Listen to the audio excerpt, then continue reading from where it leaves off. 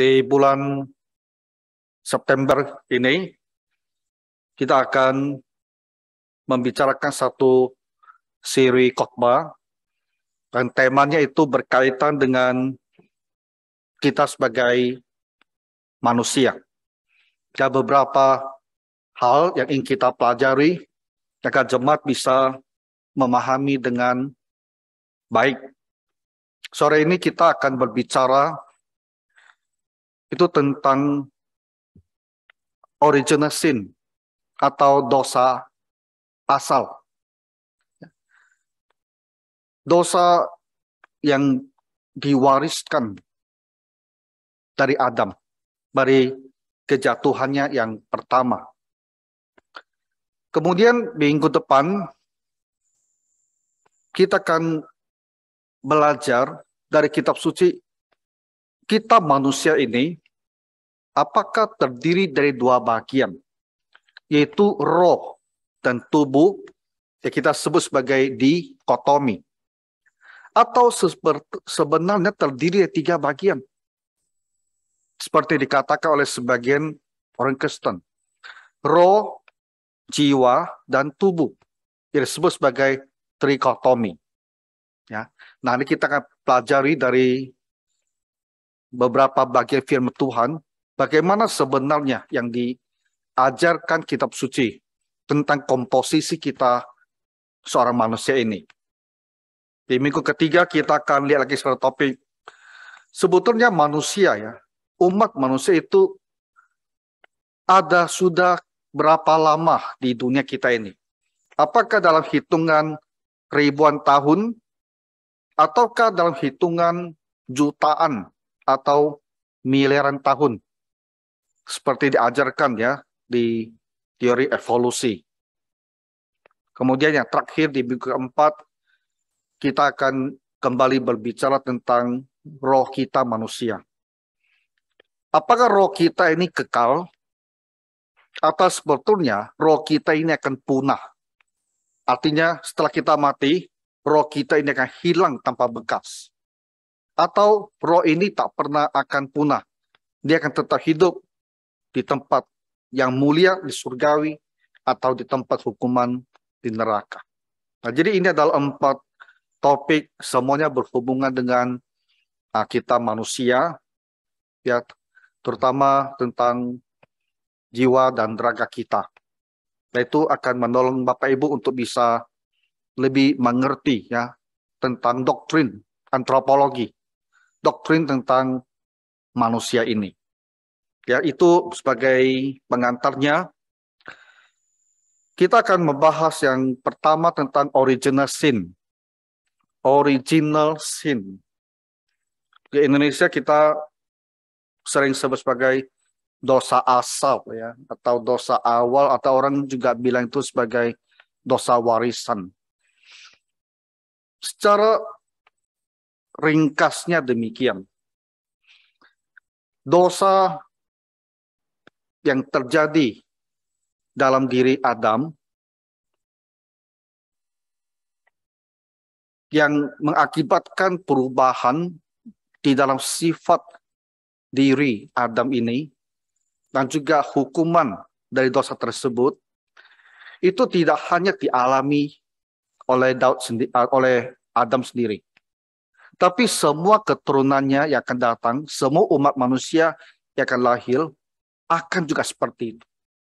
Akan lahir dengan sifat, ya, natur atau watak yang sudah tercemar oleh dosa itu, yang lahir dengan harus memikul ya hukuman atas dosa kesalahan yang telah dilakukan oleh Adam. Nah, itu singkatnya adalah maksud dari original sin ini. Jadi kita akan lihat kenapa gereja memahami bahwa ada ajaran seperti ini. Apa maksudnya? Lebih jelasnya, kita tutup nanti dengan menyebut beberapa tokoh-tokoh gereja yang mengajarkan tentang original sin ini. Hal ini saya pikir baik untuk dijelaskan para jemaat, Karena sepanjang sejarah gereja memang ada yang mempunyai pandangan yang agak berbeda tentang pengaruh akibat daripada dosa Adam ini. Kemudian di era kita yang modern, kekristenan modern ini ada yang bahkan secara terus terang menyangkal adanya original sin. Mereka bilang Adam berdosa itu efek akibatnya hanya pada Adam. Tidak ada pada keturunannya. Jadi tidak ada yang namanya original sin. Kita semua dilahirkan tanpa dosa, tanpa ada beban dari dosa Adam sama sekali. Nah, tapi setelah kita pelajari firman Tuhan nanti, saya rasa Bapak Ibu bisa melihat ya kenapa gereja mengajarkan tentang doktrin original sin ya atau dosa awal ini. Nah, mari kita lihat di awal mulanya di Taman Eden, Adam dan Hawa itu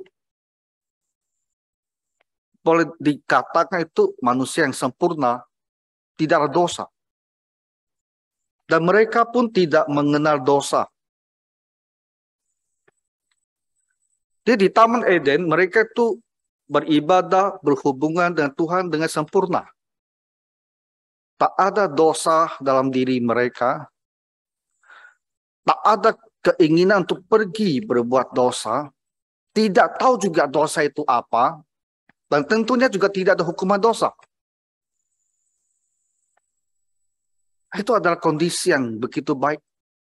Ya seperti dikatakan ya dalam sebuah karya di Inggris ya abad ke-17 ya.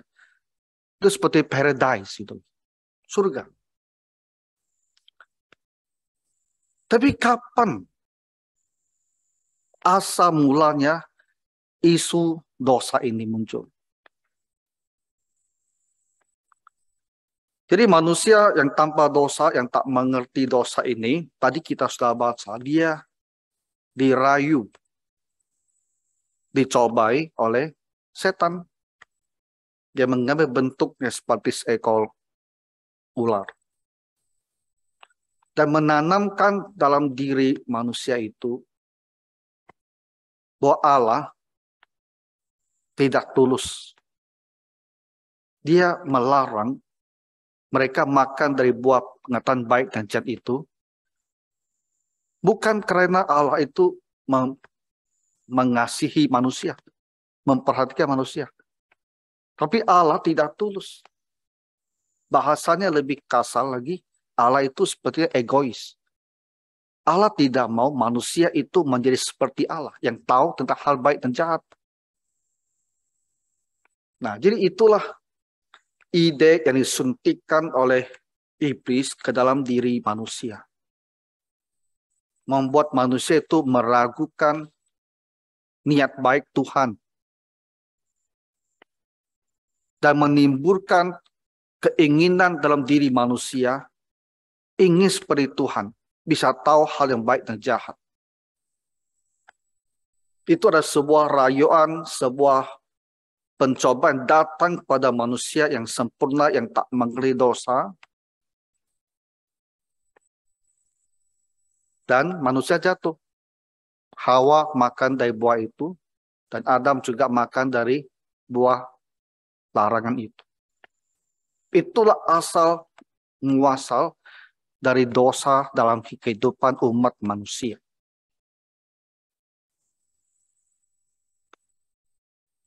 Apa yang terjadi pada manusia ketika mereka melakukan dosa yang pertama ini? Apa yang terjadi pada mereka? Dilihat dari dua sisinya. Dari sisi raganya, tubuh jasmani ini, seketika itu juga tubuh ini memulai sifat merosot. Ya, seketika itu juga tubuh itu sudah mulai mengalami kerusakan yang nantinya akan berakibatkan kepada kematian jasmani ini. Seandainya Adam dan Hawa tidak berdosa, setelah melewati satu masa ujian tersebut,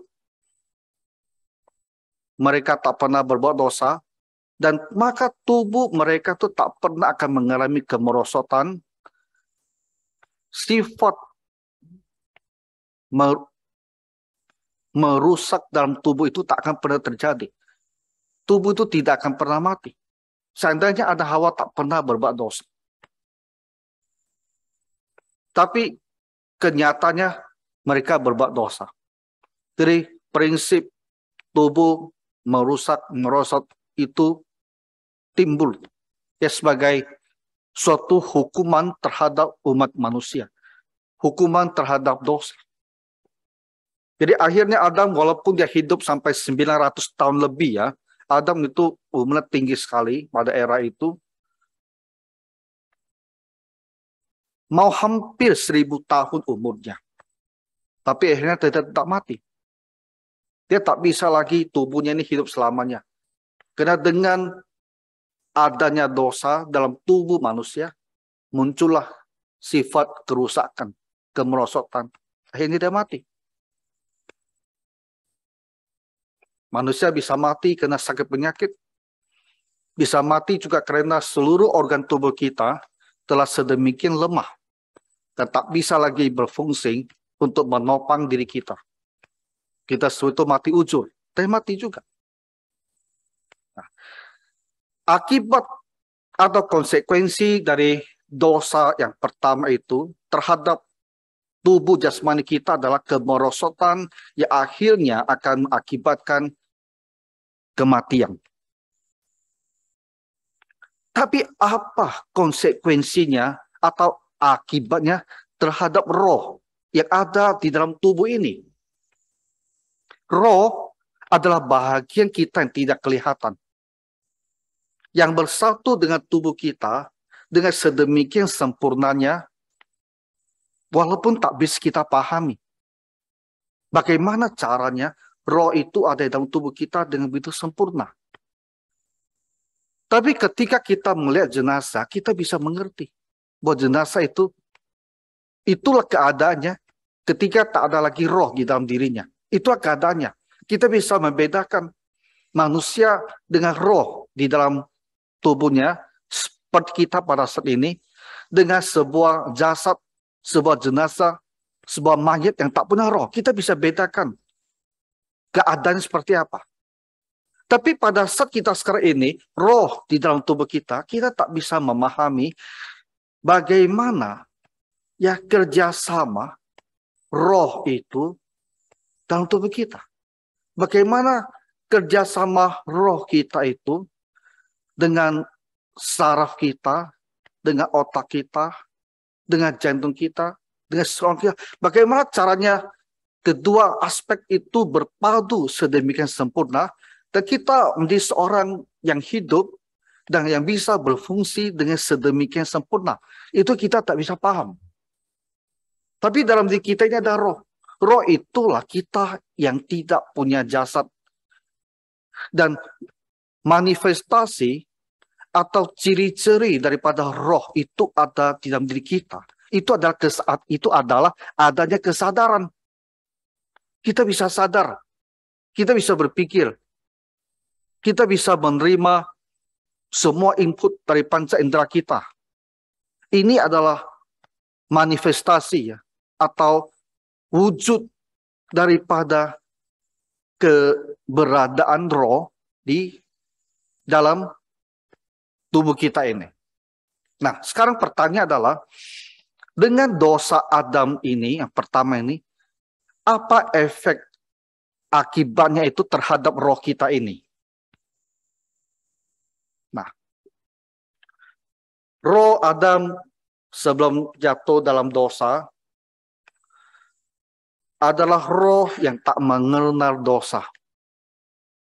Roh yang tak ada dorongan untuk pergi berbuat dosa. Roh yang tak ada terikat harus berbuat dosa. Itu tidak ada. Dia adalah roh yang sempurna.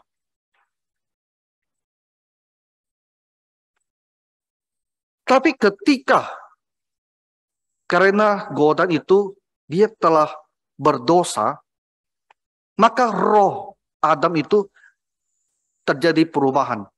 Menjadi roh yang mengerti tentang dosa. Kalau sebelumnya dia tidak mengerti tentang dosa. Tapi sekarang dia sudah mengerti tentang dosa. Sudah tahu dosa itu seperti apa. Dan yang paling celakanya, roh ini sekarang berubah menjadi roh yang terikat, yang harus berdosa. Dia bukan lagi roh seperti sebelum berdosa. Roh yang sempurna. Roh yang bisa memilih tidak mau berbuat dosa. Adam sesungguhnya bisa memilih. Dalam kesempurnaan, dia bisa memilih untuk jatuh ke dalam pencobaan. Dia juga bisa memilih tidak mau jatuh ke dalam pencobaan. Makanya itu adalah satu masa ujian bagi dia. Melihat apakah dia memilih berdosa atau tidak. Kondisi yang semua kondisi bisa memilih. Ada free will. Ada kebebasan kehendak. Tapi ketika dia telah berbuat dosa, kebebasan kehendak itu hilang. Mulai saat itu, dia tak bisa lagi memilih.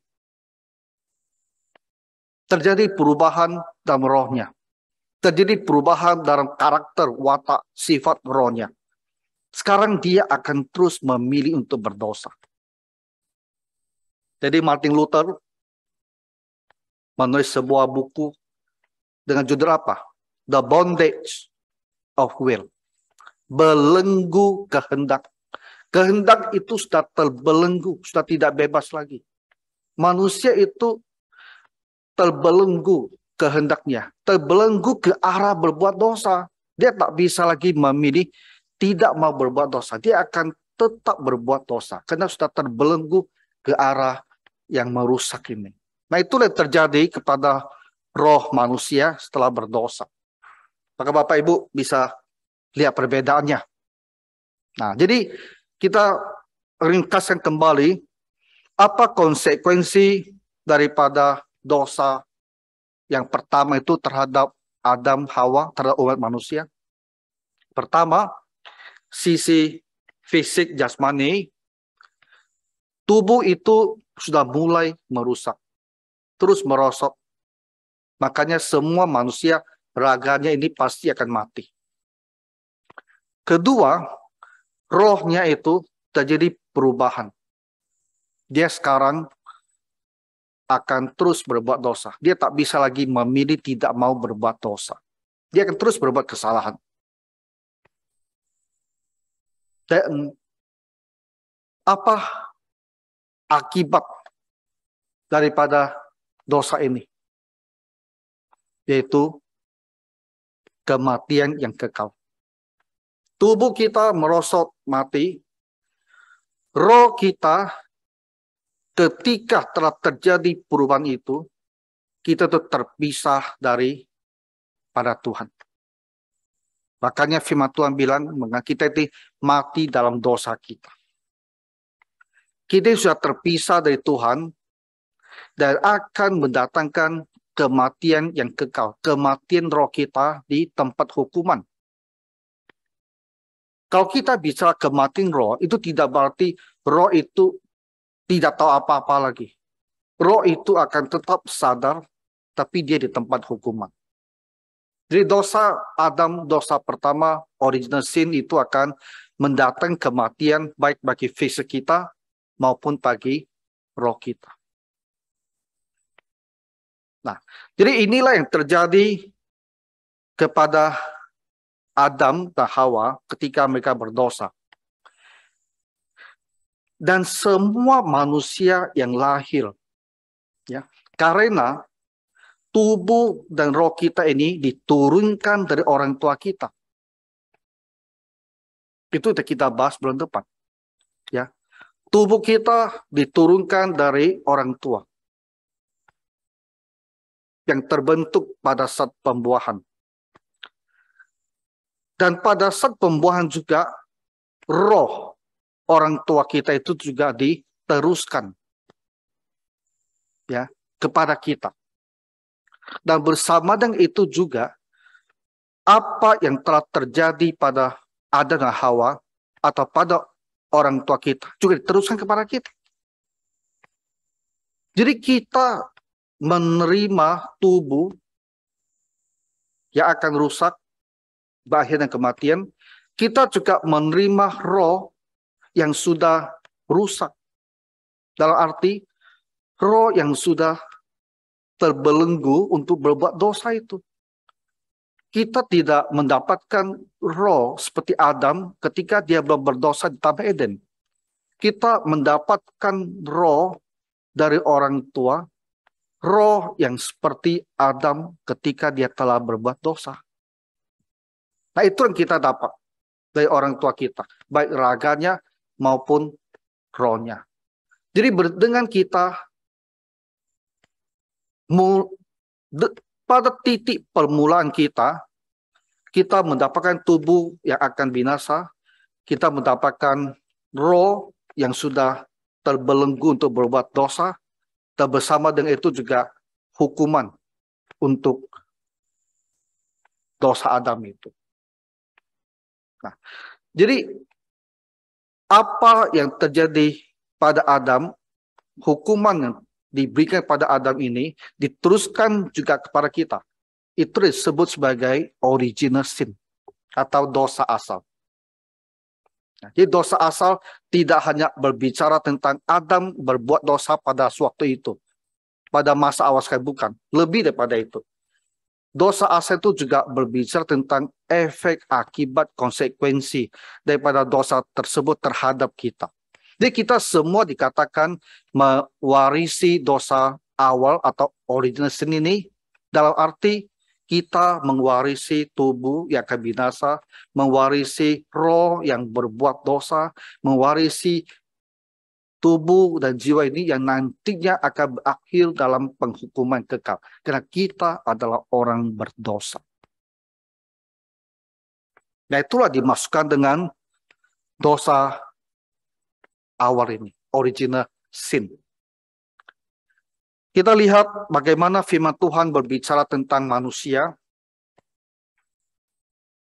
Dalam Mazmur pasal 14 ayat ketiga, saya bacakan, Bapak Ibu bisa dengarkan.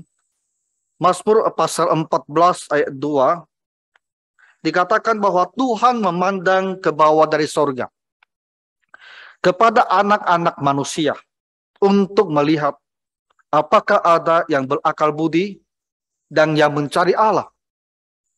Mereka semua telah menyeleweng, semuanya telah bejat, tidak ada yang berbuat baik, seorang pun tidak. Nah, jadi Daud, dia sampai kepada satu pemahaman. Oleh dorongan Roh Kudus, dia menulis. Ketika Tuhan menilai semua umat manusia untuk melihat apakah ada yang baik, kesimpulannya adalah semua telah menyeleweng, semua telah bejat, dan semua tidak ada seorang pun yang berbuat baik. Satu orang pun tidak ada. Jadi dalam pandangan Tuhan yang melihat sampai ke dalam hati umat manusia, dia lihat tak ada seorang pun di dalamnya itu yang sempurna, yang baik itu tidak ada. Semua dalam hatinya itu berdosa. Makanya kita katakan bahwa original sin, dosa warisan itu ada dosa yang kita, ada ajaran dan kitab suci. Karena memang demikian. Semua manusia dipandang Tuhan sebagai orang bejat, tidak ada satupun yang berbuat baik. Kita lihat lagi apa yang dikatakan oleh kitab Yeremia. Yeremia di pasal 17 ayat ke-9. berbicara tentang manusia yang hatinya itu bejat, apa yang dia lakukan? Ayat ke-9, betapa liciknya hati, lebih licik daripada segala sesuatu. Hatinya sudah membatu, siapa yang dapat mengetahuinya? Hati manusia dikatakan betapa licik, lebih licik dari apapun juga. Hatinya itu sudah membatu, sudah begitu keras. Keras dalam kejahatan. Siapa yang dapat mengetahuinya? Artinya, sedemikian jelek, sedemikian buruknya manusia itu. Dalam niatnya. Dalam cara dia berpikir. Dia tersembunyi dalam pikirannya. Orang tak bisa tahu seberapa dalamnya kejahatan kita dalam pikiran ini.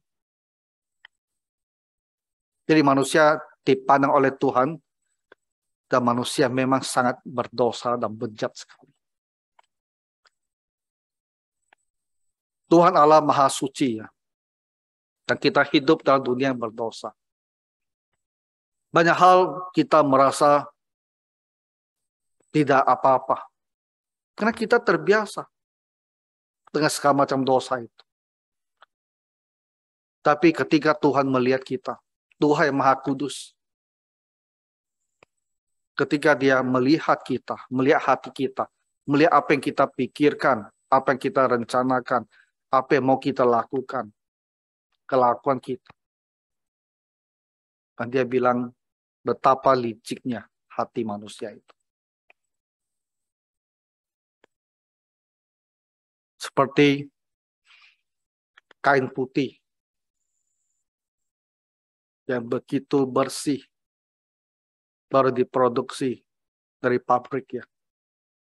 Ketika kita taruh bersama-sama dengan baju putih yang sudah kita pakai 1-2 tahun, barulah nampak sekali baju kita yang kita rasa itu putih, itu sepertinya kuning ya. Tapi ketika kita pakai, kita pikir kita pakai baju putih. Dibandingkan dengan kain putih yang baru keluar dari pabrik, barulah kita tahu baju kita ini bukan warna putih, tapi dia warna kuning. Nah, Bapak Ibu pasti bisa paham apa yang saya maksudkan ini. Bandingkan saya 2 helai baju. Maka kita belajar untuk mengerti bagaimana Tuhan memandang kita. Jadi adalah benar, hati kita di dalam hati itu memang rusak sekali. Karena kita lahir dengan original sin. Lahir dengan roh yang sudah tercemar dalam dosa, yang sudah terbelenggu dalam kejahatan. Arah hati kita itu selalu kejahat. Kita Efesus pasal 2 berbicara tentang kita ini di hadapan Tuhan itu adalah orang yang dianggap mati. Ya, yang telah mati di dalam dosa. Original sin berbicara bahwa kondisi sifat roh, sifat raga yang demikianlah yang diwariskan kepada kita. Setiap orang yang dilahirkan dalam keadaan demikian. Dilahirkan dalam tubuh yang akan rusak, akan mati. Dilahirkan dalam roh yang akan terus berbuat dosa. Itulah manusia.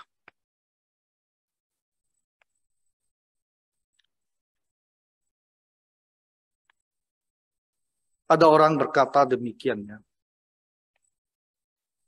Dalam konteks berhubungan dengan orang yang belum percaya pada Tuhan Yesus. Kita harus membayangkan yang paling buruk dari orang itu. Jadi kita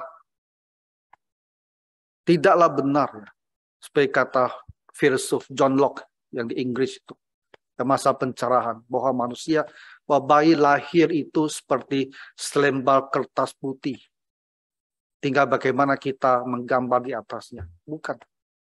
Kita tak dilahirkan selembar gambar, selembar kertas putih. Jadi kita harus berhubungan dengan orang, mengantisipasi, dia bisa bersikap seburuk apa, bisa berbuat seburuk apa. Supaya kita jangan mengalami kerugian, karena tak bisa mengantisipasi kejahatan bisa orang lakukan kepada kita.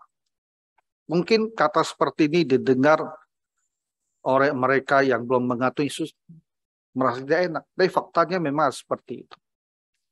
Nah, sekarang pertanyaannya begini. Bagaimana supaya masalah original sin ini bisa diperbaiki? Masalahnya bisa diatasi. Bagaimana supaya tubuh yang akan binasa ini bisa tak rusak, dan roh yang terbelenggu oleh dosa itu bisa diubah, tidak lagi berbuat dosa. Bagaimana caranya? Yang tak bisa dilakukan adalah dengan cara orang bilang mereformasi diri, mengubah moral etika kita. Itu tak bisa. Karena yang rusak itu adalah di dalam roh. Karakteristik roh kita itu adalah roh yang rusak. Roh yang akan terus berbuat dosa. Kita tak akan bisa mengubah kita, memperbaiki kita menjadi orang yang tak berbuat dosa dengan cara, dengan pemikiran kita bisa berusaha menghindari dosa, berusaha berubah, berusaha memperbaharui. Itu tidak bisa. Karena berbuat dosa adalah kesukaan kita. Berbuat dosa adalah keinginan kita sendiri. Dan kita tak bisa memaksa diri sendiri untuk berubah. Seperti magnet, kutub utara, kutub selatan, dia pasti akan saling menarik. Kita bisa pisahkan dia.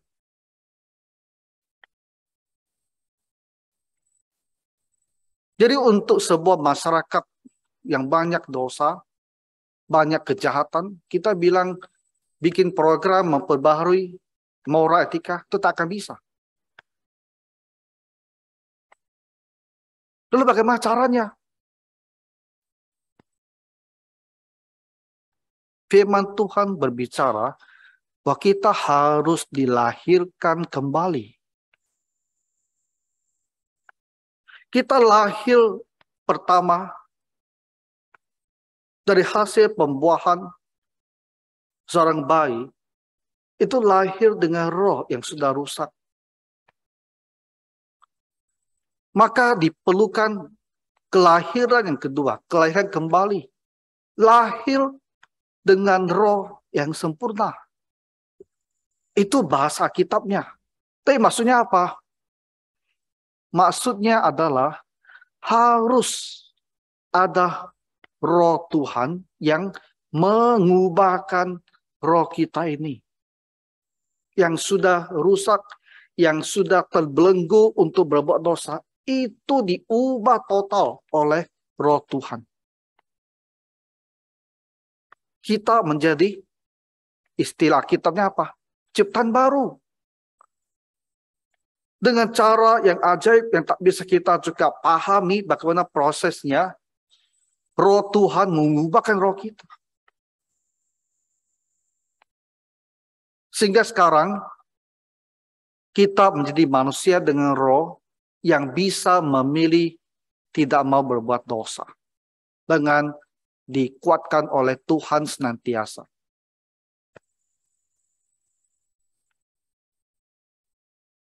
Walaupun tak pernah bisa sempurna selama kita masih di dunia ini. Roh kita hanya disempurnakan nanti setelah kita mati. Menurut kitab Ibrani. Tapi dengan kelahiran barunya itu, arah kita sekarang tidak lagi menuju dosa. Kita telah dibebaskan dari belenggu itu. Arah kita terbalik kembali kepada benar. Sekarang roh kita itu telah berubah. Roh yang ingin berbuat baik, yang ingin hidup dengan baik, yang ingin hidup sesuai dengan kehendak Tuhan, yang ingin hidup memuliakan Tuhan, yang mengasihi Tuhan, berubah. Jadi sudah dimungkinkan kita tuh hidup dengan baik, hidup dengan benar. Asal kita tidak terdorong oleh pencobaan dan jatuh. Kita bisa hidup dengan benar. Dan kita dibantu oleh firman Tuhan, dibantu oleh roh Tuhan yang tinggal dalam diri kita. Kita bisa menjadi seorang Kristen yang hidupnya itu benar-benar menjauhi dosa. Walaupun tetap tidak sempurna. Tapi bisa nampak sekali ya perubahan yang besar sekali. Hidup kita ini. Hak kita itu membenci dosa. Kita ingin hidup dalam kebenaran. Nah, kedatangan juru selamat ini yang membuat kita ini bisa diubahkan. Yang mati, kita ini dianggap sebagai mati ini dikatakan dihidupkan kembali.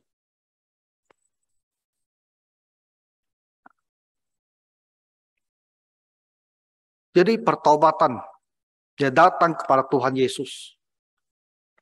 Itu benar-benar akan mengubahkan kita. Mengubahkan roh kita yang sudah, roh yang kita warisi dari Adam. Itu diubah. Diciptakan baru istilahnya. Jadi ini adalah hal tentang diri kita. Hal yang sangat dalam. Tapi disitulah terletak penjelasannya. Bagaimana kita seorang manusia berdosa itu bisa berubah. Bagaimana kita ini bisa menjadi seorang yang benar-benar hidupnya bisa berkenan pada Tuhan. Dia Tuhan Yesus. Dia tidak hanya mengampuni dosa kita. Tidak hanya menyelamatkan, memberi kita hidup kekal di surga. Tapi di dunia ini, Tuhan Yesus mengubahkan kita.